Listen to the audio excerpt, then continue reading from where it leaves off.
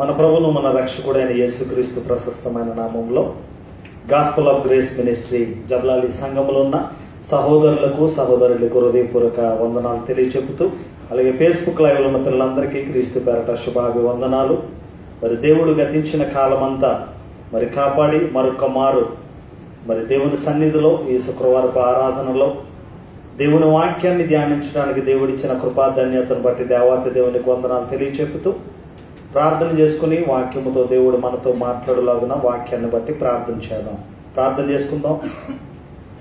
పరిశుద్ధుడా, ప్రేమ కలిగిన తండ్రి, గతించిన కాలమంతా నీ కృపలో మమ్మల్ని కాపాడి ఇంతవరకు నీ సన్నిధిలో స్తుతిగానముల మధ్య నిన్ను స్తుతించి ఇంతవరకు నేను ఘనపరిచిన విధానాన్ని బట్టి నీకు కృతజ్ఞతాస్తుతులు చెల్లిస్తున్నాం. అమూల్యమైన సమయము, దేవుని వాక్యము మాతో మాట్లాడే సమయమని మేము గ్రహించి సిద్ధపాటు కలిగిన వారమై సిద్ధపడి ఉండగా, పరిశుద్ధాత్మ ద్వారా రాయబడిన మాటలను మేము ఆలోచించుండగా నీ పరిశుద్ధాత్మ సహాయాన్ని మాకు ఇచ్చి వాక్యాన్ని విని విడిచిపెట్టు పిల్లలుగా కాక దేవా వాక్య ప్రకారముగా నీ ఇష్టాన్ని నీ చిత్తాన్ని నెరవేర్చు పిల్లలుగా మేము ఉండడానికి సమయోచితమైన జ్ఞానాన్ని నీ పరిశుద్ధాత్మ సహాయాన్ని మాకు దయచేసి, వినగలిగే చెవులు, గ్రహించగలిగే మనసులు మాకు దయచేసి, మంచి నేలను పడిన విత్తనముల వల్లే మా హృదయాలలో మా జీవితాలలో ఫలింపును దయచేయమని, ఎన్నికలు నన్ను ఎన్నుకొని ఒక బూరగా నన్ను వాడుకొని నీ ఆత్మతో నన్ను నడిపించమని యేసుక్రీస్తు నామములో అడిగి వేడుకొంచున్నాము తండ్రి, ఆమేన్. మనుషులు తండ్రి అయిన దేవుని చూడగలరా అనే అంశాన్ని మనం ఆలోచిద్దాం. మనుషులు తండ్రి అయిన దేవుని చూడగలరా అనే అంశాన్ని ఆలోచిద్దాం. మనుషులు సర్వసాధారణంగా దేవుని యందు భయభక్తులు కలిగిన వారిగా దేవుణ్ణి చూడాలని, మేము దేవుణ్ణి చూచామని, దేవుడు నాతో మాట్లాడాడని ఎన్నో సందర్భాలను క్రైస్తవులుగా మనం ఎన్నో సందర్భాలలో వింటూ ఉంటాం. అయితే మనుషులు తండ్రి అయిన దేవునిని చూడగలరా మన అంశం. మనుషులు తండ్రి అయిన దేవుడు, సృష్టికర్త, సర్వేశ్వరుడు, లోకాలను కలిగించిన దేవాతి దేవుడు, ఆ దేవుణ్ణి మనుషులు చూడగలరా, మనుషులు చూచే శక్తి ఉందా అనేది మన బైబిల్ నుంచి మనం జాగ్రత్తగా ఆలోచిద్దాం. ఎందుకంటే ఈరోజు క్రైస్తవ్యం అంతా ఏ విధంగా అయిపోయిందని ఆలోచిస్తే చాలా రకాలుగా క్రొత్త బోధలు క్రొత్తగా బోధిస్తూ బోధన విధానం మారిపోయింది. ఆ బోధన విధానంలో మారిపోయిన బోధన విధానంలో ప్రాముఖ్యంగా ఆలోచిస్తే క్రైస్తవులు మాట్లాడుతున్న మాటల్లో దేవుడు నాతో మాట్లాడాడు, దేవుడు నాకు రాత్రి కనిపించాడు, దేవుడు నాకు ప్రత్యక్షమయ్యాడు అని చాలాసార్లు చాలా మంది చెప్తూ వింటూ ఉంటాం. అయితే మనుషులు తండ్రి అయిన దేవునిని మనుషులు చూడగలరా?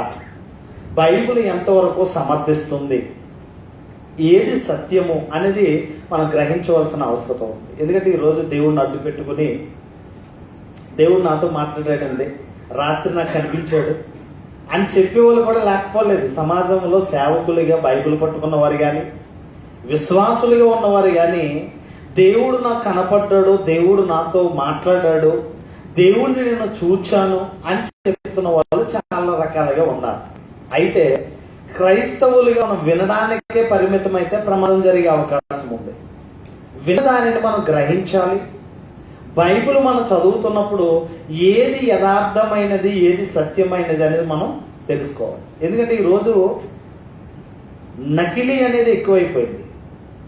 నకిలీ అనేది ఒరిజినల్ ఏదో డూప్లికేట్ ఏదో కూడా తెలియని స్థితిలో యాక్సిటీస్గా వచ్చేస్తున్నాయి. ఇప్పుడు ఫోన్లు అవ్వచ్చు, టీవీలు అవ్వచ్చు, బట్టలు అవ్వచ్చు, ప్రతిదీ వస్తువులన్నిటిలో కూడా నాణ్యత కలిగిన ఒరిజినల్ ఉంది, అలాగే డూప్లికేట్ కూడా ఉంది. కనుక క్రైస్తవులుగా దేవుణ్ణి మేము చూచాం అనేవారు కానీ, క్రైస్తవులుగా దేవుడు నాకు కనిపించాడనే వాళ్ళు కానీ, ఇది ఎంతవరకు బైబిల్ సమర్థిస్తుంది? క్రైస్తవులు మనుషులుగా, దేవుని పిల్లలుగా మరి మనం తండ్రి అయిన దేవుణ్ణి చూడగలమా అనేది మన అంశం. బైబిల్ చూద్దాం. మార్కు సువార్త, gospel Mark 7 chapter 7 verse. Mark సువార్త 7వ అధ్యాయము 7వ వచనాన్ని మనం జాగ్రత్తగా చదువుదాం. అందరూ బైబిల్ తీయండి. మార్క్ సువార్త 7వ అధ్యాయము 7వ వచనం. Gospel John 7 gospel Mark 7 chapter 7 verse. ఈ ప్రజలు పెదవులతో నన్ను ఘనపరచెదరు గాని వారి హృదయము నాకు దూరముగా ఉన్నది. వారు మానవులు కల్పించిన పద్ధతులను దైవోపదేశములని బోధించుచు నన్ను వ్యర్థముగా ఆరాధించుదురు అని వ్రాయబడి ఉన్నట్టు వేషధారులైన మిమ్మును గూర్చి యెషయా ప్రవచించినది సరియే. జాగ్రత్తగా ఈ వాక్యాన్ని మనం జాగ్రత్తగా ఆలోచిద్దాం. మనుషులు ఎలా అయిపోయారు అనేది ఆలోచిస్తే, మనుషులుగా దేవుని నమ్మిన వారు కానీ దేవుని నమ్మని వారు కానీ ఈరోజు ఆచారాలకు అలవాటు పడిపోయారు. ఆచారం ఏమండి, మా పూర్వీకులు ఎలా చేశారండి, మేము అదే దావలో మేము వెళ్ళిపోతామండి. మా అమ్మ నాన్న ఎలా ఉన్నారండి, మేము అదే వాళ్ళ బాటలోనే మేము వెళ్ళిపోతామండి అనే ధోరణ ఈరోజు మనుషులలో ఎక్కువైపోయింది. అందుకే బైబిల్ని ఇక్కడ జాగ్రత్తగా ఆలోచిస్తే ఈ లోకములో ఉన్న వారిని గూర్చి రాస్తూ ఈ ప్రజలు పెదవులతో నన్ను ఘనపరచెదరు గాని వారి హృదయము నాకు దూరముగా ఉన్నది. ప్రజలు, లోకములో ఉన్న ప్రజా జనాంగం అందరి గురించి ఆలోచిస్తే, ప్రజలందరిని గురించి ఆలోచిస్తే, ప్రజలు పెదవులతో నన్ను కనపరుస్తారు కానీ వారి హృదయము నాకు దూరముగా ఉంది. దేవుడు దేవుడు దేవుడు దేవుడు అంటారు కానీ దేవుడి కోసం బ్రతకరు. చాలా మంది కూడా ఆపదల మొక్కులు వాడిగా మొక్కుతూ ఉంటారు. ఎవరిని? దేవుడిగా ఉన్నవాడిని. కష్టం రాగానే దేవుడి దగ్గరికి వెళ్ళడం, కష్టాలు తీరిపోగానే దేవుడి దగ్గరికి మర్చిపోవడం అనేది సహజమైపోయింది ఈరోజు. అందుకే చెప్తే ఈ ప్రజలు, ఈ లోకంలో ఉన్న జనులు ఎలా ఉన్నారంటే పెదవులతో నన్ను కనపరుస్తున్నారు కానీ వారి హృదయము నాకు దూరముగా ఉన్నది. కారణం ఏంటంటే మానవులు కల్పించిన పద్ధతులు దైవోపదేశములను బోధించుచు నన్ను వ్యర్థముగా ఆరాధిస్తున్నారు. మానవులు కల్పించిన పద్ధతులను దైవోపదేశము, దేవుడే ఉపదేశించాడు, దేవుడే చెప్పాడు, దైవోపదేశములను బోధిస్తూ నన్ను, దేవుడిగా ఉన్న నన్ను వ్యర్థమైన ఆరాధన చేస్తున్నారు. అక్కడ క్రియారూపంగా మనం జాగ్రత్తగా ఆలోచిస్తే దేవుణ్ణి దేవుడిగా కొలవట్లేదు, దేవుణ్ణి దేవునిగా గుర్తించట్లేదు.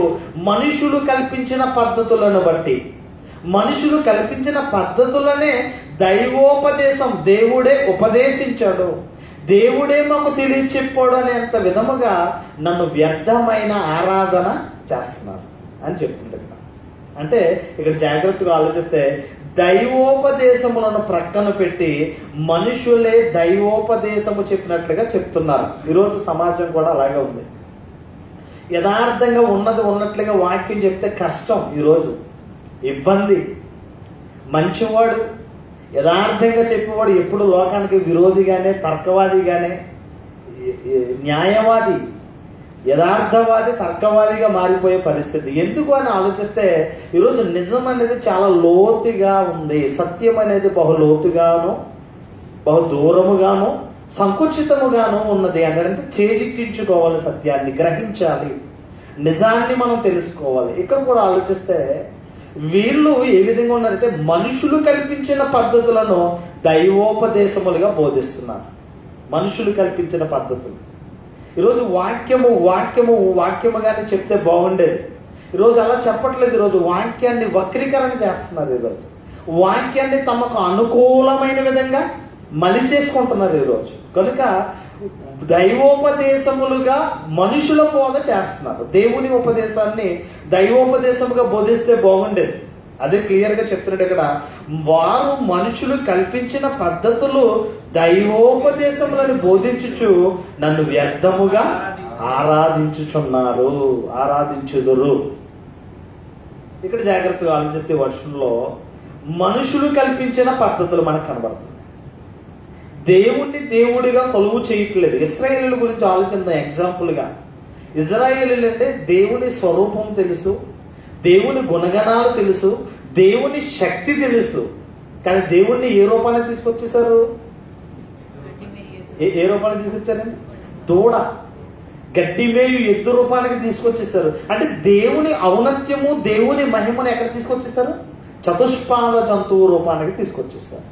ఇక్కడ కూడా జాగ్రత్తగా ఆలోచిస్తే మనుషులు కల్పించిన పద్ధతులలో మనుషులు వెళ్ళిపోతున్నారు తప్ప అది దేవునికి, ఆ వాక్యానికి సరిగా సమానముగా ఉందా లేదా అనేది గ్రహించని స్థితిలో ఉన్నారు అన్నది మనకు అర్థమవుతుంది.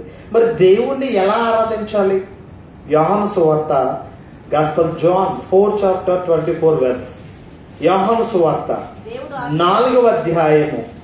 యోహాను సువార్త, గాస్పెల్ జాన్ 4:24 దేవుడు ఆత్మ గనుక ఆయన ఆరాధించువారు ఆత్మతోనూ సత్యముతోనూ ఆరాధింపవలెను.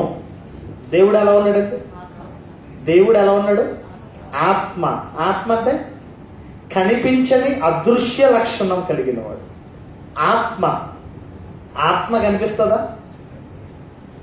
ఆత్మ అనేది ఆత్మతో సంబంధం. ఆత్మతో సరి చూసినప్పుడు ఆత్మ కనిపిస్తుంది.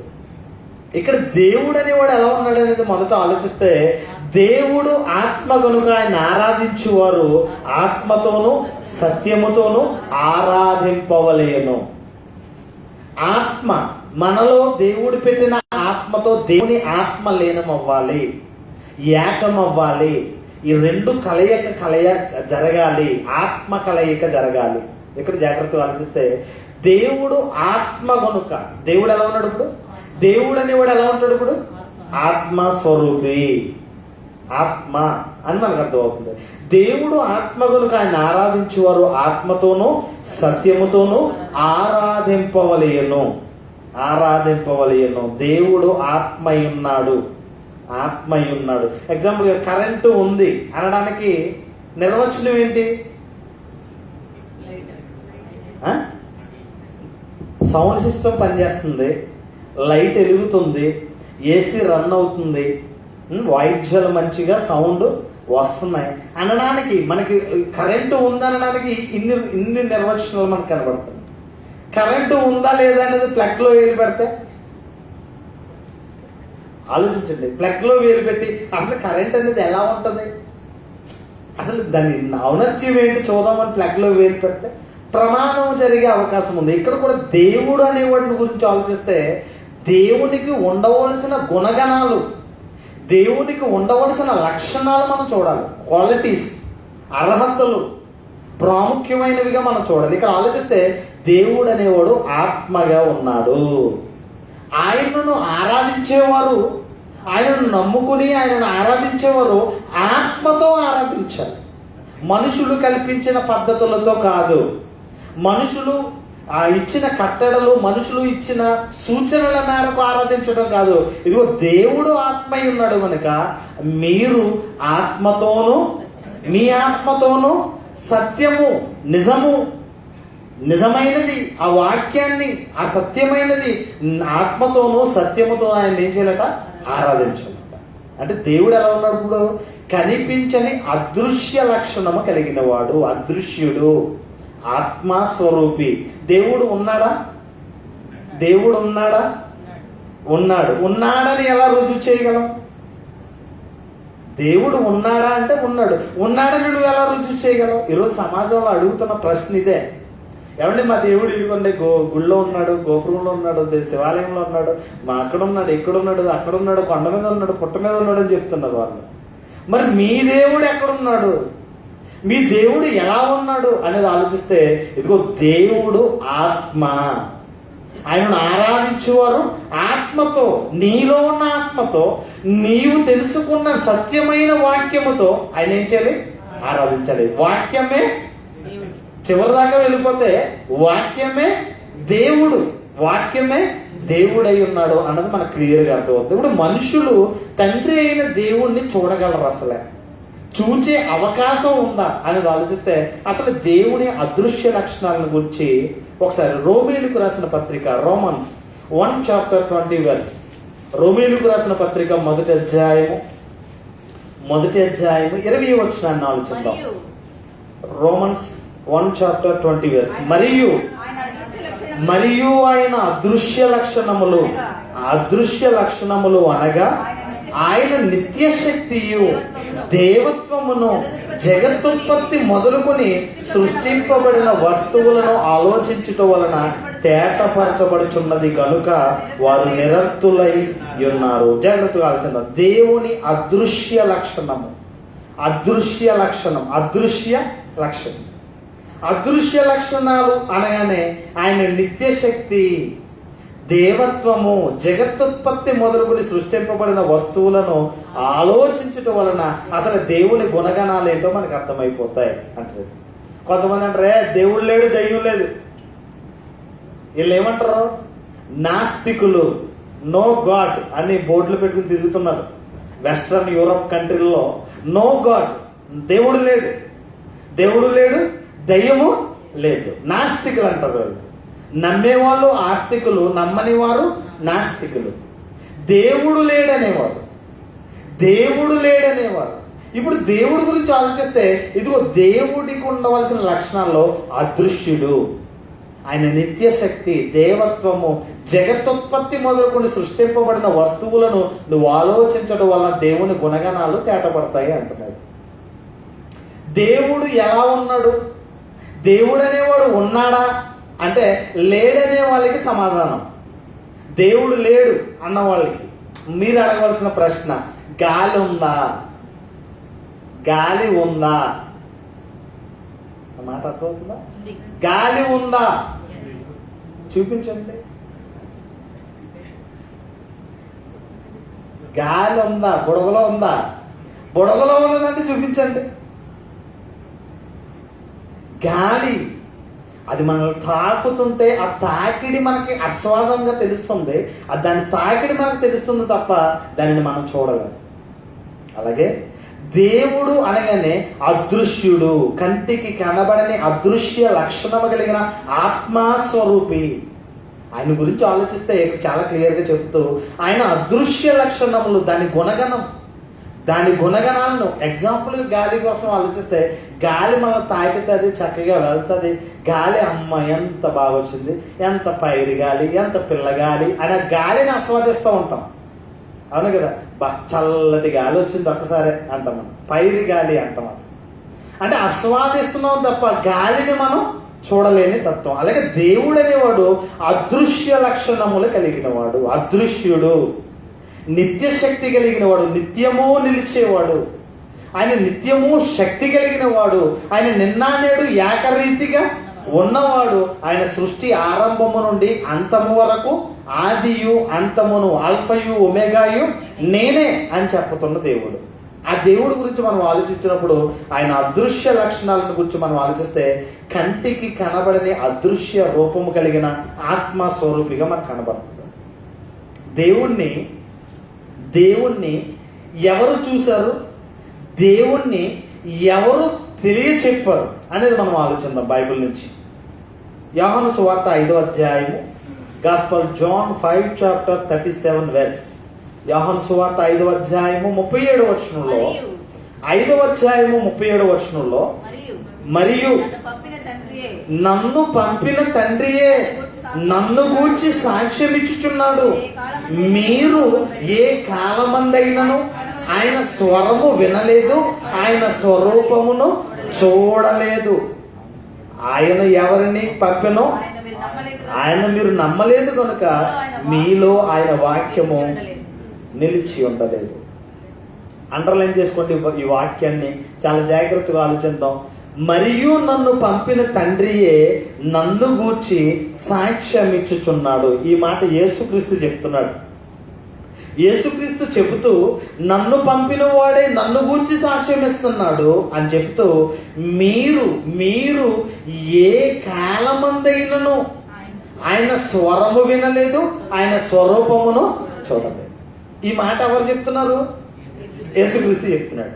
యేసుక్రీస్తు అక్కడున్న జన సమూహానికి, అక్కడున్న ప్రజంగానికి అంతటికి చెప్తున్నాడు, మీరు ఏ కాలమందును ఆయన స్వరము వినలేదు, ఏ కాలములో అయినా ఆయన రూపాన్ని మీరు చూడలేదు. అదే ఉంది అక్కడ బైబిల్లో. మీ బైబిల్ అదే రాసిందా? చూడండి, మనలో చదివితే అక్కడ జాగ్రత్తగా ఆలోచిస్తే, మీరు ఏ కాలమందైనను ఆయన స్వరము వినలేదు, ఆయన స్వరూపమును చూడలేదు. మన ప్రశ్న ఏంటి? మన అంశం ఏంటి? మనుషులు తండ్రి అయిన దేవునిని చూడగలరా? మనుషులు తండ్రి అయిన దేవునిని చూడగలరా? చూచిన వాడు చెప్తున్నాడు, చూచిన వారు చూడగలరా అనేది మనం తెలుసుకోవాలి. ఇక్కడ జాగ్రత్తగా ఆలోచిస్తే, చూచిన వాడు ఎవరు? యేసుక్రీస్తు. చూచిన వాడు చూచిన వాడి గురించి చెప్తేనే కానీ మనకి దేవుడు దుబాయ్ ఉందండి, దుబాయ్ చాలా అందమైన పట్టణం అండి అని ఎవరు చెప్తారు? ఇక్కడికి వచ్చి అన్ని మంచి మంచి బిల్డింగ్స్ అన్ని నైట్ టైం అంతా బిల్డింగ్స్ అందాలు చందాలు అన్ని చూసి ఆస్వాదించి ఇక్కడ కొంతకాలం గడిపి వెళ్తే దుబాయ్ అబ్బో అబ్బో సుందరమైన పట్టణం అని చెప్తాం. ఏమీ తెలియకుండా మన పల్లెటూరులో ఉన్నవాడికి దుబాయ్ కోసం ఏం తెలుస్తుంది? తెలిసి అంటే చూచిన వాడే చెప్పాలి. ఇక్కడ కూడా జాగ్రత్తగా ఆలోచిస్తే, తండ్రిని గూర్చి తండ్రిని చూచిన వాడు, తండ్రి స్వరం విన్నవాడు ఎవరు చెప్పగలరు? కుమారుడైన యేసుక్రీస్తు. అందుకే చాలా చక్కగా, మీరు ఏ కాలమందైనా ఆయన స్వరం వినలేదు, ఆయన స్వరూపమును చూడలేదు. మరి మన మనుషులు తండ్రి అయిన దేవుణ్ణి చూచామంటే, దేవుడు మాతో మాట్లాడాడండి, రాత్రి మా కళ్ళ కనిపించాడు, రాత్రి ప్రత్యక్షం అయిపోయాడు, ఉపవాస ప్రార్థన అయిపోగానే దేవుడు నాకు కనిపించేశాడు అనేది ఎంతవరకు వాస్తవం? దేవుణ్ణి మనము చూడగలిగే శక్తి కలిగిన వారమా? బైబిల్లో చాలా సందర్భాల్లో దేవుడిని చూచిన దాఖలాలు చాలా కనబడుతూ ఉంటాయి బైబిల్లో. ఇవి ఎంతవరకు వాస్తవం అనేది మన బైబిల్ నుంచి మనం ఆలోచిద్దాం. చూద్దాం, పాత నిబంధన గ్రంథంలో అనేక సార్లు దేవునితో ముఖాముఖిగా మాట్లాడాడు దేవుడు, మనుషులతో దేవుడు మాట్లాడాడు అనే సందర్భాన్ని మనం ఆలోచిద్దాం. ఆది కాండంలోనికి మనం వెళ్దాం. జెన్సిస్ 32 chapter 30 verse. ఆది కాండం జెన్సిస్ 32 chapter 30 verse. 32వ అధ్యాయము, ఆది కాండము 32వ అధ్యాయము 30వ వచనం. అందరూ తీసారా? యాకోబు, నేను ముఖాముఖిగా దేవుని చూచి తిని అయినను నా ప్రాణము దక్కనని ఆ స్థలమునకు పెనీయేలు అని పేరు పెట్టాను. జాగ్రత్తగా బైబిల్లో ఇక్కడ కూడా క్లియర్ గా మనకు అర్థమవుతుంది కదా. ఎందుకంటే బైబిల్ ఎంత వాస్తవమైనది, బైబిల్ ఎంత సత్యమైనది, బైబిల్లో ఉన్న మర్మము జ్ఞానము ఎంత గొప్పది అనేది మనం ఆలోచించాలి. ఇక్కడ ఏదో ఒక సందర్భాన్ని పట్టుకుని మనం ఇది రైట్ ఇది రాంగ్ అని మనం చెప్పడానికి లేదు. బైబిల్లో పాత నిబంధన క్రొత్త నిబంధన చవి చూస్తూ సరిచేయబడిన వాక్యాన్ని, సమర్థించబడిన వాక్యాన్ని సమర్థిస్తూ ధ్యానించాలి. ఏదో ఎవరో ఏదో చెప్పారు నమ్మేయడం ఎంతవరకు వాస్తవం? ఒక పుకారు వచ్చిందనుకోండి, ఒక నింద నీ మీదకి వచ్చిందనుకోండి, అది ఎంతవరకు వాస్తవం, అది ఎంతవరకు నిజం అనేది నిజ నిర్ధారణ జరగాలి. అంతే తప్ప నీకు తెలియకుండా అది ఎంతవరకు వాస్తవమో అవాస్తవమో తెలియకుండా మాట్లాడితే ప్రమాదము జరిగే అవకాశము ఉంది. ఇక్కడ కూడా జాగ్రత్తగా ఆలోచిస్తే, బైబిల్లో ఒక వచనం చూసి దేవుడు అక్కడ కనిపించాడు, దేవుడు ముఖాముఖిగా నేను చూశాను, ఇదే కరెక్ట్ అన్న ఎంతవరకు వాస్తవం? ఇక్కడ యాకోబు గారి గురించి ఆలోచిస్తే, యాకోబుతో ఇక్కడ జాగ్రత్తగా జరుగుతున్న సందర్భం ఆలోచిస్తే, యాకోబు అంటున్నాడు, నేను ముఖాముఖిగా దేవునిని చూచి తిని అయినను నా ప్రాణము దక్కినని ఆ స్థలమునకు పెనూయేలు అని పేరు పెట్టెను. భాషాంతరమున దేవుని ముఖము అని అర్థము. పెనూయేలు అంటే అర్థం ఏంటి? చాలా మంది పెనూయేలు ప్రార్థనా మందిరం అని కనబడుతూ ఉంటాయి. పెనూయేలు ప్రార్థనా మందిరం అంటే అక్కడ ప్రార్థన దేవుని ముఖం అనగానే ఇది దేవుని మందిరం, దేవుని ముఖంగా తలిగించుకుని చాలా మంది పెనూయేలు ప్రార్థనా మందిరం పెట్టిన వాళ్ళు కోకలలో ఉన్నారు పాస్టర్స్. ఇక్కడ జాగ్రత్తగా ఆలోచిస్తే ఈ వర్షంలో, నేను ముఖాముఖిగా చూచాను అయినా నా ప్రాణము దక్కింది అంటున్నాడు. ఎవరండి? యాకోబు గారు అంటున్నాడు. దేవుణ్ణి చూస్తే మనుషులు బ్రతకగలరా? మొదటి ప్రశ్న, దేవుణ్ణి మనుషులు చూడగలరా? చూస్తే మనుషులు బ్రతకగలరా? రెండో ప్రశ్న, దేవుణ్ణి మనుషులు చూడగలరా? దేవుణ్ణి చూస్తే మనుషులు బ్రతకగలరా? ఇక్కడ అడుగుతున్న ప్రశ్నలు ఆయన చెప్తున్నాడు, నేను దేవుణ్ణి ముఖాముఖిగా చూచాను, అయినా నా ప్రాణము దక్కింది. దేవుణ్ణి చూస్తే మనిషి బ్రతుకుతాడా? మనిషికి దేవుణ్ణి చూసే అంత శక్తి మనిషి కళ్ళకు ఉందా? ఎగ్జాంపుల్గా ఆలోచించండి. మెగావాట్స్ ఉంటాయి ఈ లైట్లలో, చాలా థౌజండ్ వాట్స్ పవర్ఫుల్ కలిగిన లైటింగ్ ఉంటుంది. వాటినే మనం చూడలేం, చాలా క్లియర్గా చూడలేము. మనం ఆ లైటింగ్ని క్లియర్గా మనం చూడలేము. అంత భయంకరమైన వేడితో అంత లైటింగ్ వస్తూ ఉంటుంది. వాటినే మనం చూసే శక్తి మనకు లేదు. మరి ఈ సృష్టిలో ఉన్న ప్రతిదానిని కలిగించిన సృష్టికర్తను చూడాలంటే ఆయన ఎలా ఉన్నాడు? దహించు అగ్ని అయి ఉన్నాడు. ఎవరు? దేవుడు ఎలా ఉన్నాడట? దహించు అగ్నిగోళములాగా మండుతూ ఉన్నాడట దేవుడు. మరి అటువంటి దేవుణ్ణి మనుషులు చూడగలరా? ఇక్కడ యాకోబు గారు ఏమని అడుగుతున్నాడు? నేను దేవుణ్ణి ముఖాముఖిగా చూచాను, ఆయన నా ప్రాణము ఏంటి? ఎవరిని చూచాడు?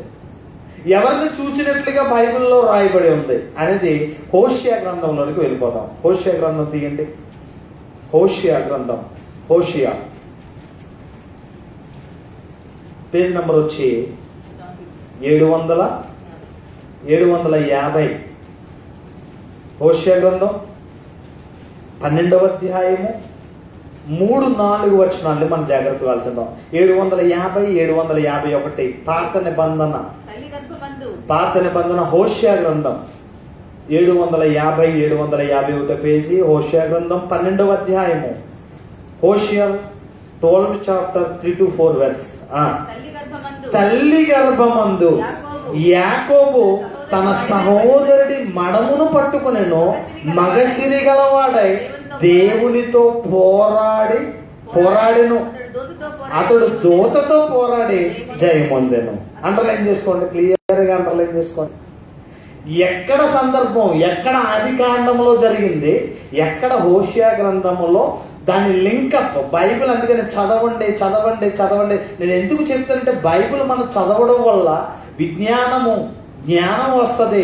తెలియలేని మర్మమైన సంగతులు, గూఢమైన సంగతులు మనకి జ్ఞానార్థముగా మనకి వస్తూ ఉంటాయి. కనుక బైబిల్ క్లియర్గా చదవాలి. ఇక్కడ ఆది కాండంలో జరిగిన సందర్భం హోషియా గ్రంథం 12వ అధ్యాయంలోకి వచ్చేటప్పటికి యాకోబు తల్లి గర్భమందు యాకోబు తన సహోదరుడి మడమ పట్టుకుని వచ్చెను, మగసిరి కల వాడై అతడు దేవునితో పోరాడాను. దేవుని ముఖాముఖిగా చూచాను, అయినా నా ప్రాణము దక్కినది అని అక్కడ రాయబడింది. ఇక్కడ జాగ్రత్తగా ఆలోచిస్తే దేవునితో పోరాడెను, అతడు దూతతో పోరాడి జయమొందెను. అంటే ఎవరితో పోరాడాడు? దేవుని పక్షాన వచ్చిన దేవుని దూతతో. దేవుడు గారు దేవునితో అంటున్నాడు. దేవునితో పోరాడి జయమొందను, నాకు ప్రాణం దక్కింది అంటాడు. అందరి పెనుయేలు దేవుని ముఖము అని పేరు పెట్టేస్తాడు అక్కడ. ఇక్కడ జాగ్రత్తగా ఆలోచిస్తే క్లియరెన్స్ ఇస్తున్నాడు చూడండి. చాలా విభజన, వాక్యం ఇంకా అర్థవంతంగా విభజిస్తూ అతడు దూతతో పోరాడి జయమొందెను. అంటే యాకోబు ఎవరిని చూశాడు? దేవుని పక్షాన వచ్చిన దేవుని దూత. అందుకే అతడు దేవునితో పోరాడాను, అతడు దేవుని దూతతో పోరాడాను క్లియర్ గా రాశాడు. చూడండి, మళ్ళీ చదువుదాం. ఇక్కడ జాగ్రత్తగా ఆలోచిస్తే ఇక్కడ చెప్తున్నాడు, అక్కడ కాదు, మగసిరి గలవాడై అతడు దేవునితో పోరాడాను, అతడు దూతతో పోరాడి జయం. దేవునితో పోరాడాను అని అన్నగడ మళ్ళా ఆపి, ఆ దేవుడు అంటే మళ్ళీ దేవుడితో అన్నట్టు క్లియర్గా ఉండదని మళ్ళా అతడు దూతతో పోరాడి, అంటే విభజించడం రావాలి. విభజించడం రాకపోతే అది మనకు అర్థం కాదు. క్లియరెన్స్ రావాలి, అర్థవంతముగా సారం రావాలి. అందరూ ఒకే విధంగా వండుతారంటే ఒకే వంటకం అన్ని సామాగ్రి ఇస్తాం, ఒక్కొక్కరు చేతి ఓటం ఒక్కొక్క విధంగా, ఆ టేస్ట్ వేరుగా ఉంటుంది. ఒక్కొక్కరు వండితే అబ్బా చాలా రుచికరంగా ఉంటుంది, ఒక్కొక్కరు వండితే మా చెడ్డ రుచి వచ్చేస్తూ ఉంటుంది. అంటే ఒక్కొక్కరిదే ఒక్కొక్క విధానం, కానీ ఇచ్చిన పదార్థాలు ఒకటే, వండిన విధానం ఒకటే, కానీ రుచి మాత్రం.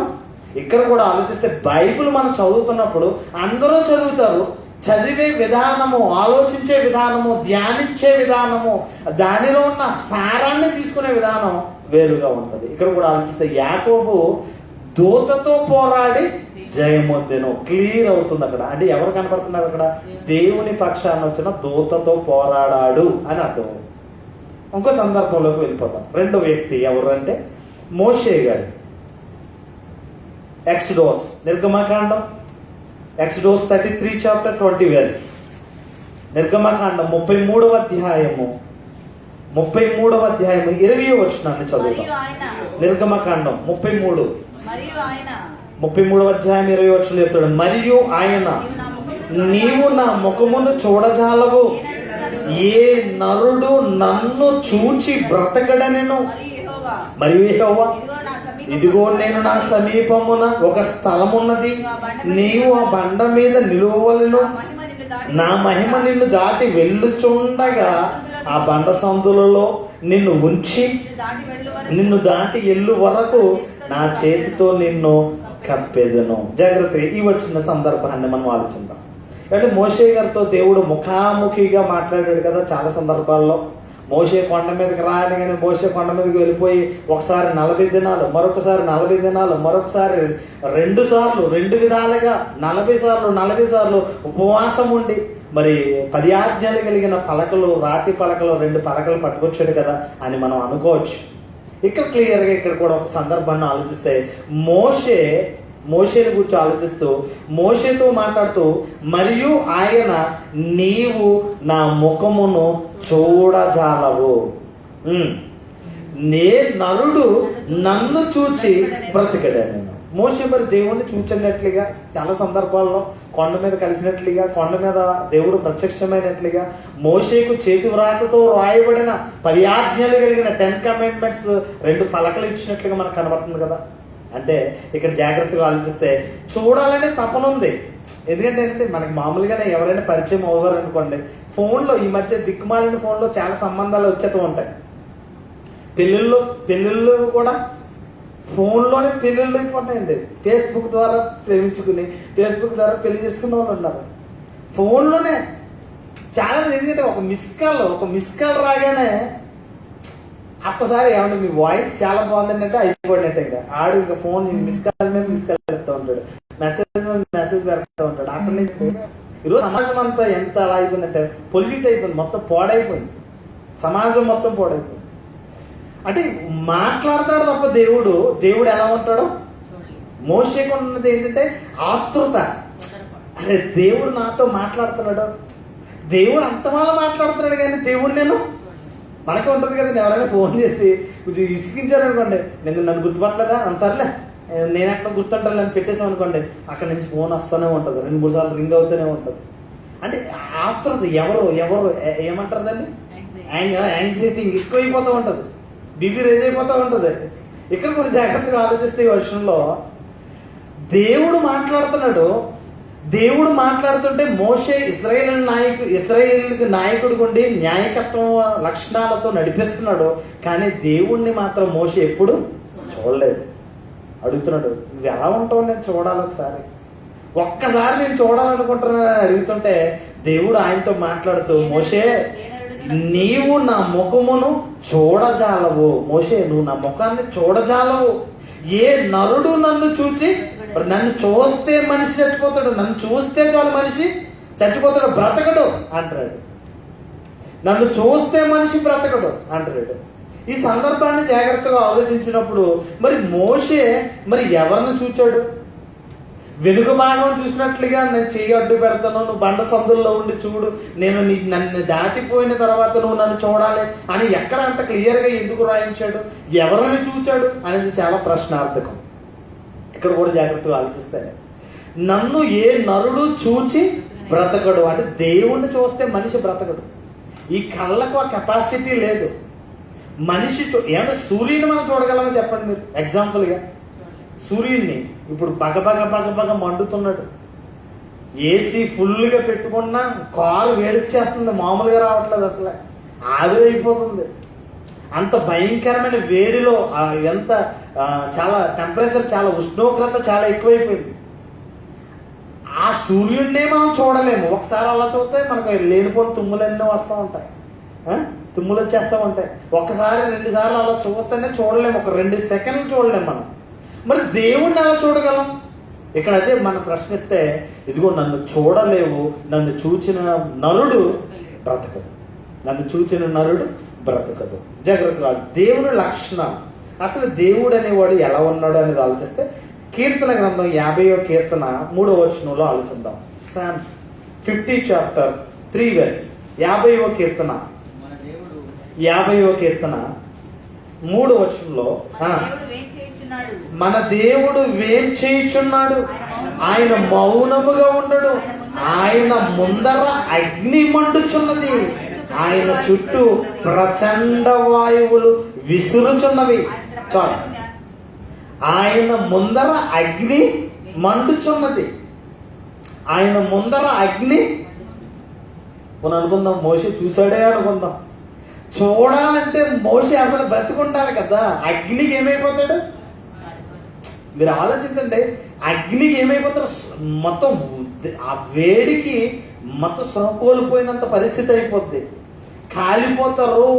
వడదెబ్బ తగిలినట్లుగా భయంకరమైన వేడి తాకిడికి మనుషులు చచ్చిపోతారు. ఇక్కడ కూడా ఆలోచిస్తే, ఆయన ముందర, దేవుని ముందర అగ్ని మండుచున్నది, ప్రచండ వాయువులు ఏం చేస్తున్నాయట? ఆయన చుట్టూ విసురుతున్నాయట. అంటే దేవుడు ఎలా ఉన్నాడో ఆలోచించండి. ఇప్పుడు దహించు అగ్ని అయి ఉన్నాడు. దేవుడు ఎలా ఉన్నాడు? దహించు అగ్ని. దేవుడిని చూడాలంటే దేవుడు నిన్ను చూసే వరకు నువ్వు బ్రతికొండలేవు, కాలిపోతావు, బూడిదైపోతావు. అందుకే చెప్తుంటే ఇక్కడ చాలా క్లియర్గా, ఆయన ముందర అగ్ని మండుచున్నది, ఆయన చుట్టూ ప్రచండ వాయువులు విసురుచున్నవి. పంచభూతాలు దేవుని చేతిలో అస్త్రాలు, గాలి, నీరు, నింగి, నేల, నిప్పు. ఈ పంచభూతాలు దేవుని చేతిలో అస్త్రాలుగా దేవుడు వాడుకుంటున్నాడు. వాటిని ఆయుధాలుగా ఉన్నాయి దేవుని చేతిలో. గాలి, నీరు, నింగి, నేల, నిప్పు.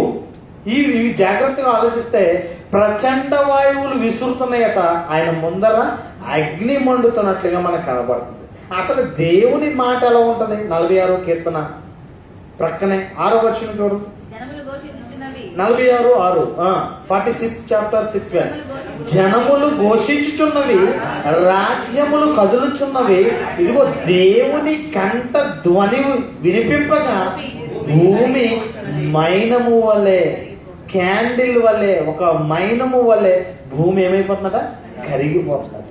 అంటే దేవుని స్వరం, దేవుని స్వరం. అందుకే అన్నాడు, ముందే రాయించాడు, ఆయన స్వరమును ఎవరు ఎప్పుడు వినలేదు, ఆయన స్వరూపమును ఎవరు చూడలేదు. బైబిల్ని మీరు నమ్మాలి. లేదంటే దేవుడు మాకు కనిపించాడు, అవి మా అయ్యగారికి దేవుడు కనబడతా ఉంటాడు, మా అయ్యగారు అప్పుడప్పుడు దేవుడి దగ్గరికి వెళ్ళి వచ్చేస్తూ ఉంటాడు. అవి కాదు నమ్మాల్సింది. మీరు యాజ్ నేను చెప్పేది బైబిల్కు సరైన విధంగా ఉందా అనేది మీరు ఆలోచించాలి. గుడ్డె చేలో పడినట్టుగా మనం నమ్మకూడదు. గుడ్డోడు త్రోవ చూపించుకుని వెళ్తే, దారి చూపించుకుంటూ వెళ్ళిపోతే ఇద్దరు కలిసి ఎక్కడికి వెళ్ళిపోతారు? గుంటలోకి వెళ్ళిపోతారు. మన పరిస్థితి అలా ఉండకూడదు. నిజ నిర్ధారణ జరగాలి. సత్యం అనేది మనం గ్రహించాలి. యథార్థమైనది ఎంతవరకు వాస్తవమైనది మనం చూడాలి. ఇక్కడ కూడా ఆలోచిస్తే, ఇదిగో దేవుడు అనేవాడు ఎలా ఉన్నాడంటే, ఇదిగో దహించు అగ్నిగా ఉన్నాడు, ఆయన ముందర అగ్ని మండుతుంది, ఆయన స్వరూపము గాని, ఆయన స్వరూపము, రూపము, స్వరము గాని వినలేదు, చూడలేదు అని క్లియర్ గా చెప్తున్నాడు. ఇక్కడ జాగ్రత్తగా ఆలోచిస్తే వచ్చుడు అంటాడు, ఆయన కంఠధ్వని వినిపింపగా భూమి కరిగిపోతుంది. ఒక క్యాండిల్ ఏ విధంగా వెలుగుతూ కరిగిపోద్దో మైనము వల్లే ఇదిగో ఆయన స్వరానికి, ఆయన మాట స్వరానికి, ఆ శబ్దానికి ఏమైపోతుందట? కరిగిపోతున్నాడు భూమి. అంటే దేవుడు ఎలా ఉన్నాడు ఒకసారి ఆలోచించండి, ఒకసారి ఇమేజ్ చేసుకోండి, ఒకసారి ఊహించండి, ఒకసారి దేవుడు ఏ రూపంలో ఉన్నాడో, ఎంత భయంకరమైన స్థితిలో దేవుడు కనబడుతున్నాడో. మరి ఇక్కడ మాట్లాడింది ఎవరు అంటే, భూమి భస్మం అయిపోద్దా? దేవుని మాటకు భూమి కంపిస్తుందా? భూమి కరిగిపోతుందా? పంచభూతాలు వికృతమైన వేండ్రముతో లయమైపోయి భస్మం అయిపోతాయా అంటే, దేవుని మాటకు భూమి కరిగిపోతున్నట్లుగా మనకు కనబడుతుంది క్లియర్గా. మరి ఈ మోషేతో దేవుడు మాట్లాడింది ఏంటి? దేవుణ్ణి చూచినట్లుగా, దేవుని దూతను చూచాడా అనేది మనకు ప్రశ్న. చూద్దాం. అపోస్తుల కార్యాలు చూడండి, ఎక్కడ నిర్గమకాండం, ఎక్కడ అపోస్తుల కార్యాలకు లింక్ అప్ అవుతుందో చూడండి బైబిల్. అపోస్తుల కార్యములు access 7 chapter 36-38 verse. 7 chapter 38 verse. 7వ అధ్యాయము అపోస్తుల కార్యములు 7వ అధ్యాయము 38వ వచనం. ఎక్కడ నిర్గమకాండములో జరిగిన సందర్భం, ఎక్కడ ఆది కాండము మీరు ఆలోచించండి. సీనాయి పర్వతము మీద తనతో మాట్లాడిన దేవదూతతోనూ మన పితరులతోనూ అరణ్యములోని సంగమందు ఉండి మనకిచ్చిందుకు జీవవాక్యమును తీసుకొచ్చిన వాడితడే. జాగ్రత్తగా ఆలోచిద్దాం. సీనాయి పర్వతము మీద తనతో మాట్లాడిన దేవదూతతోను అంటే మోషే ఎవరు? మోషేతో మాట్లాడింది ఎవరు? మోషేని ఎవరు చూచారు? మోషే ఎవరిని చూచాడు అంటే ఇక్కడ సీనాయి పర్వతము మీద, అక్కడ కూడా సీనాయి పర్వతమే, అది కూడా అక్కడ చదివిన 33వ అధ్యాయంలో కూడా సీనాయి పర్వతమే కనపడుతూ ఉంటుంది. ఇక్కడ కూడా జాగ్రత్తగా ఆలోచిస్తే సీనాయి పర్వతం మీద తనతో మాట్లాడిన దేవదూతతోనూ మన పితరులతోనూ అరణ్యములోని సంగమందు ఉండి మనకిచ్చిన జీవవాక్యమును తీసుకొచ్చిన వాడు ఇతడే. పంచకాండాలలో ప్రాముఖ్యమైన 10 ఆజ్ఞలు తీసుకొచ్చిన వాడు ఎవరంటే ఇతనే. ఎవరు? మోషే. మోషేని గురించి సాక్ష్యం ఇస్తున్నాడు. మోషేని గురించి ఆది కాండములో ప్రారంభ సంఘానికి వ్రాస్తున్నట్లుగా మనకు కనపడుతుంది. అంటే జాగ్రత్తగా ఆలోచిస్తే మోషే సీనాయి పర్వతం మీద మాట్లాడింది, చూచింది ఎవరిని? దేవదూత. ఇక్కడ కూడా రాసిందా? దేవదూతనుందా? తనతో మాట్లాడిన దేవదూతతోనూ. చూసారా బైబిల్ ఎంత క్లియర్గా ఉందో, ఎంత క్లియర్గా మనకు కనబడుతుందో ఇక్కడ జాగ్రత్తగా ఆలోచిస్తే. అంటే ఇప్పుడు మోషేతో మాట్లాడింది ఎవరు? దేవదూత. మోషేకు లేఖనాలు అందించింది ఎవరు? దేవదూత. చాలా క్లియర్గా మనకు అర్థమవుతుంది. ఇంకా చూద్దాం. ఇంకా ఆలోచిస్తే గలతీయులకు రాసిన పత్రిక Galatians 3 chapter 19 verse. 3వ అధ్యాయము గలతీయులకు రాసిన పత్రిక 3వ అధ్యాయము. గలతీయులకు రాసిన పత్రిక 3వ అధ్యాయము 19వ వచనం. 3 chapter 19 verse. అలా అయితే ధర్మశాస్త్రం ఎందుకు? ఎవరికి ఆ వాగ్దానం చేయబడునో ఆ సంతానము వచ్చే వరకు అది అతిక్రమములను బట్టి దానికి తర్వాత ఇయ్యబడిను. అది మధ్యవర్తి చేత దేవదూతల ద్వారా నియమింపబడిను. మధ్యవర్తుల చేత, దేవదూతల చేత నియమింపబడిను. మధ్యవర్తి మనుషులకు దేవునికి మధ్యవర్తి, దేవునికి మనుషులకు మధ్యవర్తి.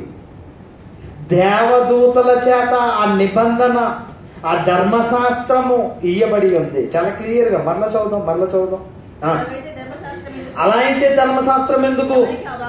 ఎవరికి ఆ వాగ్దానం ఇచ్చునో ఆ సంతానము వచ్చే వరకు అది అతిక్రమమును బట్టి దానికి తరువాత ఇయ్యబడినో అది మధ్యవర్తుల చేత దేవదూతల ద్వారా నియమింపబడిను. మీకు ఎగ్జాంపుల్ ఆలోచిస్తారంటే మోషే జీవితాన్ని గురించి ఆలోచిస్తే పంచకాండాలు అంటే ఏంటి? ఆదికాండం, నిర్గమకాండం, లేవ్యకాండం, సంఖ్యాకాండం, ద్వితీయం. ఈ 5 కాండాలను పంచకాండాలు అంటారు. ధర్మశాస్త్రము అంటారు. ధర్మశాస్త్రాన్ని ఎవరు రాశారు? మోషే గారు రాశారు. ధర్మశాస్త్రాన్ని ఎవరు రాశారు?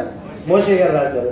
మోషే గారు రాసేటప్పటికి, మోషే గారు పుట్టేటప్పుడు ఏ కాలంలో పుట్టాడు మోషే? నిర్గమకాండంలో మోషే గారు జననం జరిగింది. నిర్గమకాండంలో మోషే గారి జననం జరిగితే ఆది కాండం 50 అధ్యాయాలు మోషే ఎలా రాశాడు? జరిగిన సంగతి అంతా ఎలా రాశాడు? ప్రశ్న. నా మాట అర్థమవుతుందా? మోషే వ్రాయడానికి, మోషే ద్వారా వ్రాయబడింది ధర్మశాస్త్రం 5 కాండాలు, పంచకాండాలు. ఈ పంచకాండాల 5 కాండాలని మోషే వ్రాస్తే, మోషే నిర్గమకాండంలో పుడితే మరి 50 అధ్యాయాలు ఆది కాండాలని ఎలా రాశాడు? ఆ పుస్తకం ఎలా రాశాడు? ఆది కాండ గ్రంథాన్ని ఎలా రాశాడు? ఇప్పుడు చదవండి. ఇప్పుడు చదవండి, ఎండింగ్ లో చదవండి ఏమంటాడు ఇక్కడ. అది మధ్యవర్తి చేత దేవదూతల ద్వారా నియమింపబడ్డది. దేవదూతల ద్వారా జరిగిన సంగతిని అంతా పరిశుద్ధాత్మ ప్రేరణ ద్వారా రాయించాడు దేవుడు.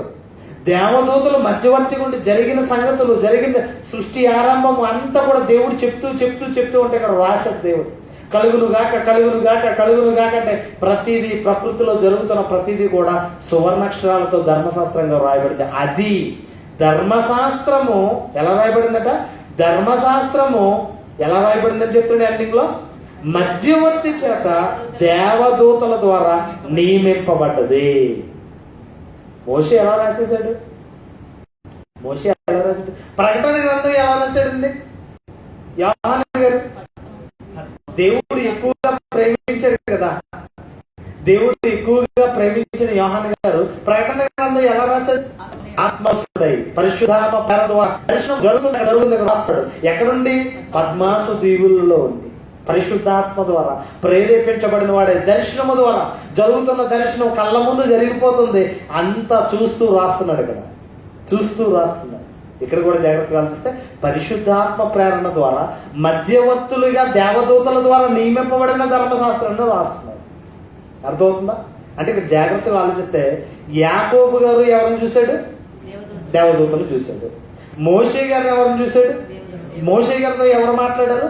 దేవదూతతో మాట్లాడినట్లుగానే మనకు కనబడుతుంది. ఇంకా క్లియర్గా మీకు అర్థం అవ్వాలంటే, నిర్గమకాండం మళ్ళీ వెళ్ళిపోతాం. నిర్గమకాండం ఎక్సోడస్ 3:1-5 ఎక్సోడస్ నిర్గమకాండము 3:1-5. మోషే మిద్యాను యాజకుడైన ఇత్రో అను తన మామ మందను మెపుచు ఆ మందను అరణ్యము అవతలకును దేవుని పర్వతమైన హోరేబుకు వచ్చెను. ఒక పొద నడుమి అగ్ని జ్వాలలో యెహోవా దూత అతనికి ప్రత్యక్షమాయెను. ఎవరు? దేవుని పక్షాన వచ్చిన దేవుని దూత, యెహోవా దూత. అక్కడ అసలు మోషే మారడానికి, మోషే జీవితం మార్పుకి టర్నింగ్ పాయింట్ ఏంటంటే ఇదే. మండుచున్న పొద దగ్గరికి వెళ్తే పొద పచ్చగా ఉంది, కానీ అగ్ని మండుతుంది, పొద మాత్రం ఏం కాలిపోవట్లేదు. అసలు ఆశ్చర్యానికి గురవుతున్నాడు. ఏంటి అసలు ఏం జరుగుతుంది? త్వరపడి వచ్చాడట, చూస్తున్నాడట. చూద్దాం ఎంత అద్భుతంగా ఉందో. ఒక పదునడుమిని అగ్ని జ్వాలలో యెహోవా దూత అతనికి ప్రత్యక్షమాయెను. అతడు చూసినప్పుడు అగ్ని వలన పొద మండుచుండెను గాని పొద కాలిపోవట్లేదు. పచ్చగా ఉంది, అగ్నితో మండిపోతుంది, కానీ ఈ పచ్చదనం మాత్రం కోల్పోవట్లేదు. పొదనడిమి అది ఏంటి, ఇదంతా ఏంటని ఆతృత కలిగిన వాడే అది చూచినప్పుడు అగ్ని వలన పొద మండుచుండెను గాని పొద కాలిపోలేదు. అప్పుడు మోషే ఆ పొద ఏల కాలవలేదో నేను తట్టు వెళ్ళి ఆ గొప్ప వింత చూచేది నన్ను కనెను. దానిని చూచుటకు అతడు దాని తట్టు వచ్చుట యెహోవా చూచెను. దేవుడు ఆ పొద నడుమ నుండి మోషే అని అతనిని పిలిచెను. అందుకు అతడు చిత్తము ప్రభువా అనెను. అందుకు ఆయన దగ్గరకు రావద్దు, నీ పాదముల నుండి చెప్పులు విడువు, నీవు నిలిచి ఉన్న స్థలము పరిశుద్ధ ప్రదేశమని అనెను. జాగ్రత్తగా ఆలోచన. అగ్ని జ్వాలలో పొదనడుమ నుండి మాట్లాడింది, పొదనడుమ నుండి ప్రత్యక్షమైంది దేవుని దూత, దేవుని పక్షమును వచ్చిన దేవుని దూత. క్లియర్ గా ఉందో చూడండి. అక్కడ మళ్ళీ చదివితే ఇక్కడ జాగ్రత్తగా ఆలోచిస్తే ఒక పొదనడుమిని అగ్ని జ్వాలలో యెహోవా దూత అతనికి ప్రత్యక్షమై అంటే మోషే ఎవరిని చూశాడు? దేవుని దూతను చూశాడు. దేవుని చూడడు. దేవుని చూస్తే మనిషి బ్రతుక నేరడు. నన్ను చూచిన ఏ నరుడు బ్రతకడు, చచ్చిపోతాడు. అగ్ని, దహించు అగ్ని. మరి దేవుడు నాకు కనిపించేసాడు. రాత్రి నాకు దేవుడు దర్శనంలో కనపడ్డాడు. అయ్యో దేవుడు నాతో మాట్లాడేశాడు. చాలా మంది ఈరోజు అంటే గొర్రెలు ఎప్పుడు కూడా కట్టుకొని నమ్ముతాయంట, కషాయం నరికేసేవాడిని నమ్ముతాయంటండి. ఎందుకంటే గొర్రె నైజం నేను చాలా క్లియర్గా చెప్పాను, చాలా సందర్భాల్లో చెప్పాను.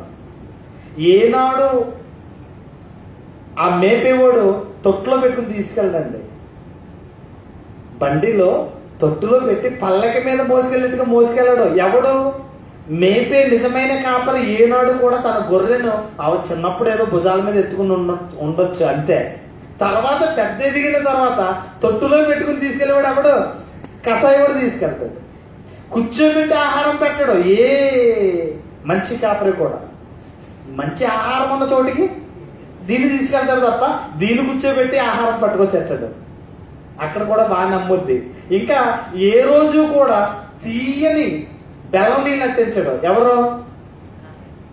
మంచి కాపరి. మంచి కాపరి మంచి కాపరి బెల్లం నీళ్ళు ఎప్పుడు అట్టించడు. కషాయుడు బెల్లం నీళ్ళు ఎక్కువ అట్టిస్తాడు. ఎందుకంటే బాగా బరువు, వెన్ను బాగా తేలిపోవాలి, బాగా బరువు తేలాలని కేజీల లెక్కన ఆడు అమ్ముకుంటాడు కనుక రాత్రంతా కూడా నీళ్ళు అట్టేస్తూ ఉంటాడు. అప్పుడు ఏమనుకుంటాడు, అసలు అసలే ఎవడు కట్టికోండి నమ్ముతాం అంటే గొర్రె ఎప్పుడు కట్టుకుని నమ్మడం అంటే అది అర్థం. దానికి అంత సామెత అంత అర్థవంతం ఉంది. ఇక్కడ కూడా జనాలు కూడా ఎలా ఉన్నారంటే యథార్థమైనది సత్యాన్ని ఎవరు నమ్మరండి. దేవుడు నాకు కనిపించాడంటే అయ్య బాబా అయ్యగారికి దేవుడు కనిపించాడంట, అమ్మగారితో దేవుడు మాట్లాడతాడంట. ఎక్కడ దేవుడు ఎప్పుడు ఎవరి స్వరము వినలేదు, చూడలేదు. ఆయన స్వరము ఎవడు వినలేదు, చూడలేదు. చాలా క్లియర్ గా మనం చదువుకున్నాం కదా. మరి ఇదంతా ఏంటంటే మనుషులు కల్పించిన పద్ధతులను దైవోపదేశములను బోధించుచు నన్ను వ్యర్థముగా ఆరాధిస్తారు. వేషధారణ. ఈరోజు సత్యము నమ్మరండి, నిజం చెప్తే నమ్మరు. ఇక్కడ జాగ్రత్త కావాల్సిన మనుషులు తండ్రి అయిన దేవుని చూడగలరా అంటే చూడలేరు. కారణం ఏంటంటే ఆయనలో ఉన్న తేజస్సు వేరు. ఒకసారి చూద్దాం, బైబిల్ చూద్దాం. ఫస్ట్ తిమోతిలకు రాసిన మొదటి పత్రిక, తిమోతిలకు రాసిన మొదటి పత్రిక 6th chapter 16 verse, 6వ అధ్యాయము 16వ వచనం. 6వ అధ్యాయము 16వ వచనంలో సమీపింపరాని తేజస్సులో ఆయన మాత్రమే వసించుచు అమరత్వము గలవాడై ఉన్నాడు. మనుషులలో ఎవడును ఆయనను చూడలేదు, ఎవడును చూడ నేరడు. భవిష్యత్తు చెప్పేస్తున్నాడు. ఎంత అద్భుతంగా చూడండి. అమరత్వము కలిగిన వాడట, సమీపింపరాని తేజస్సులో ఆయన మాత్రమే వసించుచు అమరత్వము గలవాడై ఉన్నాడు. మనుషులలో ఎవడును ఆయనను చూడలేదు, చూడ నేరడు. దేవుడు నాకు కనిపించాడంటే, దేవుడిని చూశానంటే అంటే దేవుణ్ణి నువ్వు అబద్ధికుడు చేసేసావా, లేకపోతే దేవుని మాటే అబద్ధమా? మీరు నమ్మాలి. మీరు బైబిల్ని నమ్మాలి. మీరు బైబిల్ని నమ్మినప్పుడు, బైబిల్ మీకు నమ్మితే బైబిల్ వాస్తవమైందేనా? దేవుని మాట వాస్తవమైందేనా? పర్వతములు తొలగినా, మెట్టలు దద్దరిల్లినా నా కృప నిన్ను విడిచిపోదు. భూమి ఆకాశము గతించిన నా మాటలు గతింపవు. నా మాట అవునంటే అవును, కాదంటే కాదు. ఇది నీవు నమ్మితే దీన్ని నమ్మాలి తప్ప మనుషులను. మరి దేవుడు నాకు కనిపించేశాడు, రాత్రి నాతో మాట్లాడాడు అంటే దేవుడు ఎలా ఉంటాడండి? దేవుడు నాకు తెల్లటి వస్త్రాలు వేసుకుని అది రాత్రి తెల్లటి తగ మెరిసిపోయింది ఆ వస్త్రాలతో కనపడుతుంది. దెయ్యం ఎలా ఉంటది? అది తెల్లని బట్టలే.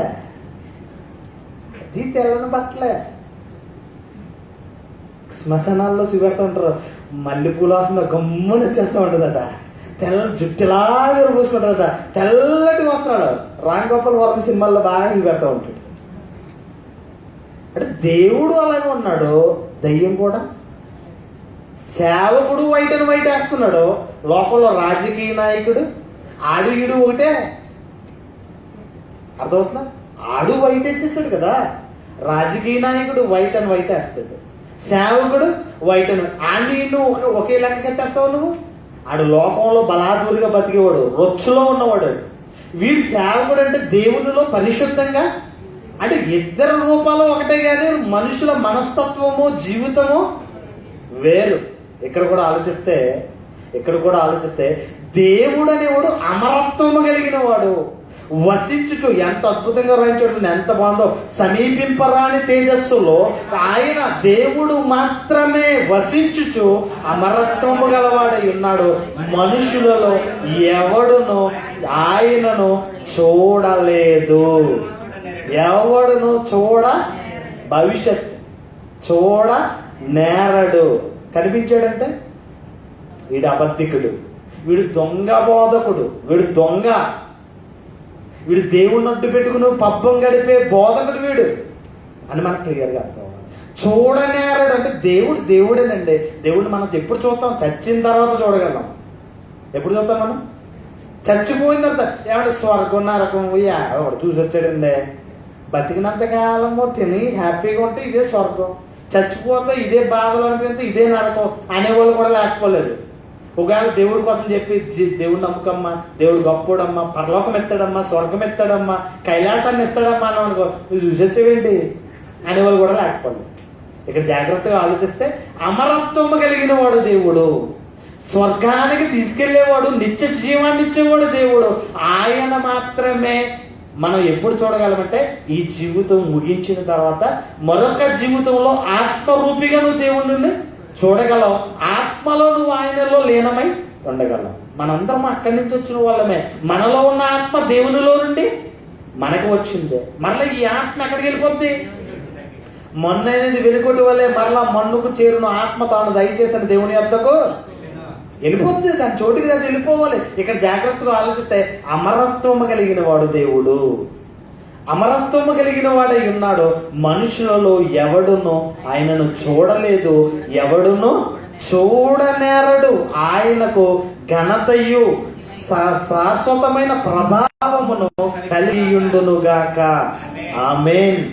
ఎంత అద్భుతంగా రాయించాడు, ఎంత అద్భుతంగా రాయించాడు. అంటే దేవుణ్ణి మనం చూడగలము. మరి మాట రావట్లేదు చాలా మందికి, అర్థం కాకుండా మొత్తం మైండ్ బ్లాక్ అయిపోయింది చాలా మందికి. డైనమోలో ఉన్నారు. దేవుడు నీతో మాట్లాడుతున్నాడు. ఎలాగా? వాక్యం ద్వారా. నువ్వు దేవుణ్ణి చూడగలవా? నేను ప్రతిరోజు దేవుణ్ణి చూస్తాను. ఎలాగా? ప్రతిరోజు దేవుడితోనే మాట్లాడతాను. దేవుడు నాతో మాట్లాడతాడు ప్రతిరోజు. నేనెలా మాట్లాడతాను? ప్రార్థన ద్వారా దేవునితో మాట్లాడతాను. దేవుడు నాతో ఎలా మాట్లాడతాడు? ఇదిగో వాక్యము ద్వారా. 66 పుస్తకాలు కలిగిన పరిశుద్ధ గ్రంథమైన దేవుని వాక్యము ద్వారా దేవుడు నీతో నాతో మాట్లాడతాడు. ఈ రోజు దేవునితో మనం మాట్లాడాలంటే ఎలా మాట్లాడగలం? ప్రార్థన ద్వారా మాట్లాడగలం. వాక్యం ద్వారా దేవుడు మనతో మాట్లాడాలి. అంతే తప్ప మనం లైవ్ లోకి వెళ్ళి ఆయన్ని మనం చూడడము, ఆయన మనల్ని చూడడము, ఆయన స్వరాన్ని మనం వినడం అనేది జరగనిది. ఇది భవిష్యత్తు. పౌలు గారు తిమోతికి రాస్తూ చెప్తున్నాడు, ఆయనను ఎవరు చూడలేదు, ఎవడును చూడనేరడు. యోహాను సువార్త ముగించేస్తాను ఇక్కడ. Gospel John 1:18. యోహాను సువార్త 1వ అధ్యాయము 18వ వచనం. ఎవడును ఎప్పుడైనను దేవునిని చూడలేదు, తండ్రి రొమ్మునున్న అద్వితీయ కుమారుడే ఇదిగో దేవునిని బయలుపరిచెను. అందరు తీసారా? యోహాను సువార్త 1వ అధ్యాయము 18వ వచనం. ఎవడును ఎప్పుడైనను దేవునిని చూడలేదు. నేను దేవుడి దగ్గరికి వెళ్ళొచ్చేస్తున్నాను, పరలోకం వెళ్ళొచ్చాడు. ఇది అన్న దుబాయ్ అనుకున్నావా? ఖత్తర్ బెహరన్ అనుకున్నావా? సౌదీ వెళ్ళొచ్చేసినట్టుగా వెళ్ళొచ్చాడండి. చాలా మందినండి నిజంగా వినేవాళ్ళు ఎర్రోళ్ళు అయితే చెప్పేవాడు చెలరైపోతాడట. దేని స్తోత్రం కలిగింది కాక. ఇంకోటి ఉందిలే, నేను అన్న కూడా చెప్పకూడదు. వినేవాళ్ళు ఎర్రోళ్ళలాగా కనబడుతున్నారు జనాలకి. ఏది సత్యమైనదో ఏది అసత్యమైనదో మనం గ్రహించాలి. ఇక్కడ చాలా జాగ్రత్తగా చెప్తున్నాడు. ఎవడును ఎప్పుడైనాను దేవునిని చూడలేదంటే నేను దేవుడిని చూశానంటే వాక్యం తప్పైపోద్ది. ఇక్కడ దేవుణ్ణి నువ్వు అబద్ధికుని చేసేస్తున్నట్టు అయిపోద్ది. ఎవరు కూడా దేవుణ్ణి చూడలేదండి. దేవుణ్ణి ఎవరు చూచారు? యేసుక్రీస్తు మాత్రమే. అది చెప్పారు చాలా క్లియర్ గా. తండ్రి రొమ్మునున్న అద్వితీయ కుమారుడే అనగా ఆయన అంటే జనతైక కుమారుడే. ఆయనను బయలుపరిచెను. జనతైక కుమారుడు, ఒక్కగానైన ఒక కుమారుడు, ఆయనే లోకరక్షకుడు, సర్వేశ్వరుడు, లోకాలను కలిగించడంలో, నిన్ను నన్ను రక్షించడంలో రక్షకునిగా పాత్రను పోషించిన యేసుక్రీస్తు ఒక్కడే బయలుపరిచిన వాడు. దేవుని స్తోత్రం కలుగును గాక. ఆయనే బయలుపరిచాడు. తండ్రి ఎలా ఉంటాడో, తండ్రి రూపం ఇది, తండ్రి మనసు ఇది, తండ్రి లక్షణం ఇది అని. అంతే తప్ప మనకేమీ తెలియదు. నా భార్య కోసం నాకు బాగా తెలుస్తుంది, నీ భర్త కోసం నీకు బాగా తెలుస్తుంది, నీ పిల్లల కోసం నీకు బాగా తెలుస్తుంది తప్ప బయటోడు తెలియదు. అలాగే దేవుని మనసు, దేవునికి ఉన్న లక్షణము, ఇదిగో దైవత్వము కలిగిన వాడే తండ్రి రొమ్మున ఉండి ఆనుకుని ఉన్న యేసుక్రీస్తే తండ్రిని ఏం చేస్తున్నాడు? బయలుపరుస్తున్నాడు. దేవుడు ఎలా ఉంటాడు, దేవుని లక్షణం ఇది, దేవుడు ఇంత శక్తిమంతుడు అని ఎంత అద్భుతంగా రాయించాడు చూడండి. ఎవడును ఎప్పుడైనాను దేవునిని చూడలేదు చూడలేదు చూడలేదు. బయలుపరిచిన వాడు ఎవరంటే, చూచిన వాడు తెలియచెప్పిన వాడు ఎవరంటే యేసుక్రీస్తు ఒక్కడే.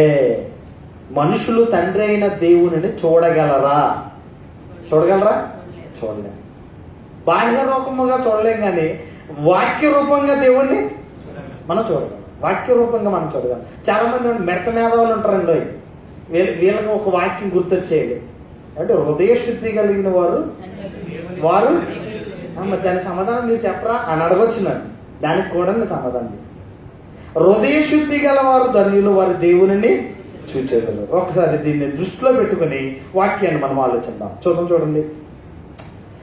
ఎఫెసీయులకు రాసిన పత్రిక 1వ అధ్యాయము 19వ వచనం. ఎఫెసియన్స్ 1:19.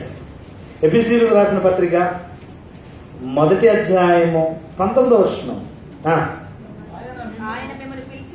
ఆయన మిమ్మును పిలిచిన పిలుపు వలనైన నిరీక్షణ ఎట్టిదో, పరిశుద్ధులలో ఆయన స్వాస్థ్యం యొక్క మహదైశ్వర్యం ఎట్టిదో, ఆయన క్రీస్తునందు వినియోగపరిచిన బలాతిశయమును బట్టి విశ్వసించు మనయందు ఆయన చూపుచున్న తన శక్తి యొక్క అపరిమితమైన మహత్యము ఎట్టిదో మీరు తెలుసుకొనవలనని మన ప్రభువైన యేసుక్రీస్తు యొక్క దేవుడైన మహిమా స్వరూపియగు తండ్రి తన్ను తెలుసుకొనుట యందు మీకు జ్ఞానమును ప్రత్యక్షత కలిగిన మనసు అనుగ్రహించినట్లు నేను నా ప్రార్థనల యందు మిమ్మును గూర్చి విజ్ఞాపనము చేయొచ్చు. తన్ను తెలుసుకొనుట యందు మీకు జ్ఞానమును ప్రత్యక్షత కలిగిన మనసు ప్రత్యక్షత కలిగిన మనసు. అందరూ బైబిల్ చదువుతారు. ఎంతమందికి వాక్యం అర్థమవుతుంది? అందరూ వాక్యం వింటారు. ఎంతమంది వాక్యాన్ని మీరు గ్రహిస్తున్నారు? చాలా మంది వింటకు బాగా వింటారండి, కష్టపడతారు. నిజంగా ఇంత వేడిలో ప్రయాసం, ఇందాక మేము వచ్చినప్పుడు అనుకున్నాం, ఇంత వేడిలో పిల్లలు నిజంగా బస్సు పట్టుకుని పార్కు నుంచి, డిఐపి నుంచి, అక్కడక్కడ చాలా దూరాల నుంచి వచ్చేస్తున్నారు. సత్వా నుంచి వచ్చేసారు చాలా మంది పిల్లలు.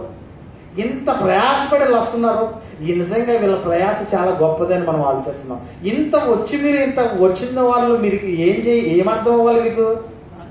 అది వాక్యం మీరు పని చేయాలి. మీరు వాక్య ప్రకారంగా బ్రతకాలి. మీరు దేవుడు కృపను పొందుకున్న వారే ఉండాలి. ఇక్కడ కూడా చదువుతున్న భాగంలో మనకు అర్థం అవ్వాల్సింది ఏంటి? 19వ వచనం అన్నికలు అంటే అనేది ఆలోచిస్తే, తన శక్తి యొక్క అపరిమితమైన మహత్యము ఎట్టిదో మీరు తెలుసుకొనవలనని మన ప్రభువైన యేసుక్రీస్తు యొక్క దేవుడైన మహిమా స్వరూపయగు తండ్రి తన్ను తెలుసుకొనుట యందు మీకు జ్ఞానము ప్రత్యక్షత కలిగిన మనసు అనుగ్రహింపవలనని నేను నా ప్రార్థనల యందు మిమ్మల్ని గూర్చి విజ్ఞాపనము ప్రత్యక్షత కలిగిన మనస్సు.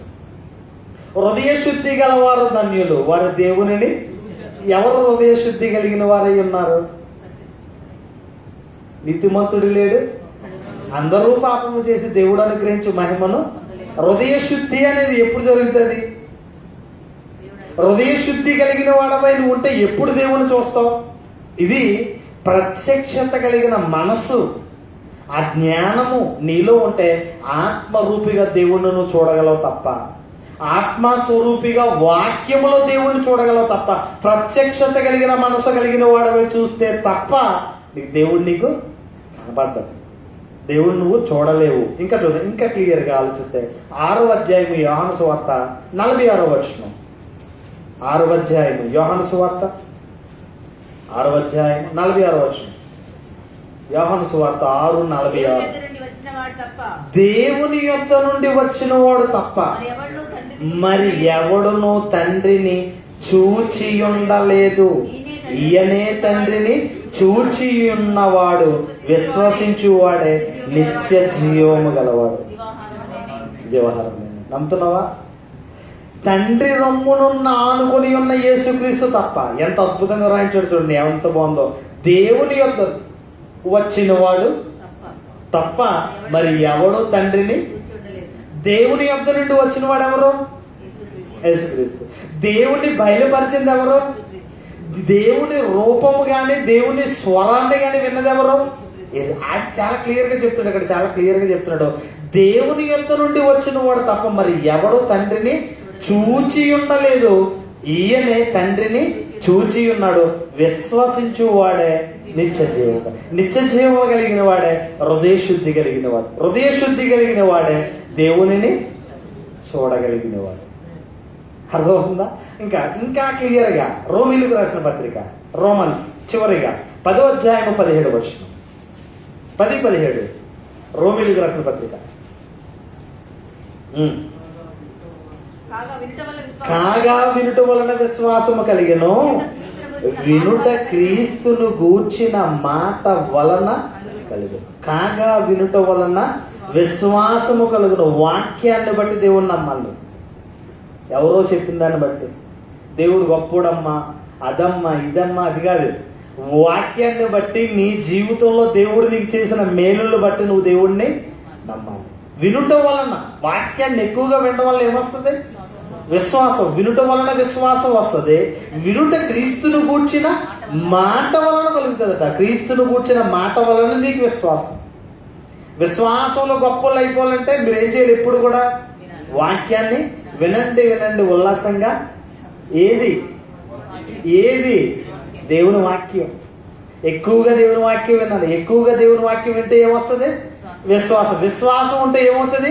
నీ హృదయము శుద్ధిగా ఉంటుంది. నీ హృదయం శుద్ధిగా ఉంటే నువ్వు దేవుణ్ణి క్రీస్తు 2వ రాకడలో ప్రత్యక్షత కలిగిన వాడవై, ప్రత్యక్షత కలిగిన మనసు కలిగిన వాడవై దేవుణ్ణి నువ్వు ముఖాముఖిగా చూడవచ్చు. అప్పుడు ఆ ఆత్మకి ఆ శక్తి ఉంటది, ఈ శరీరానికి ఆ శక్తి లేదు.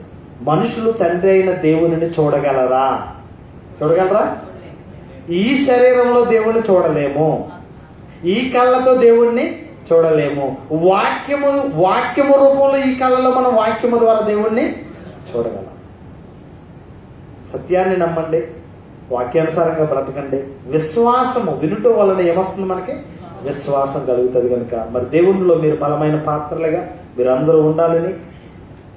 మరి మనుషులు తండ్రి అయిన దేవునిని చూడలేరు. ఆత్మస్వరూపిగా వాక్యము ద్వారా దేవుణ్ణి చూడగలం తప్ప ఈ కళ్ళతో దేవుణ్ణి మనం చూడలేమని గ్రహించి మరి దేవుని యందు భయభక్తులు కలిగిన వారే మీరు అందరూ ఉండాలని.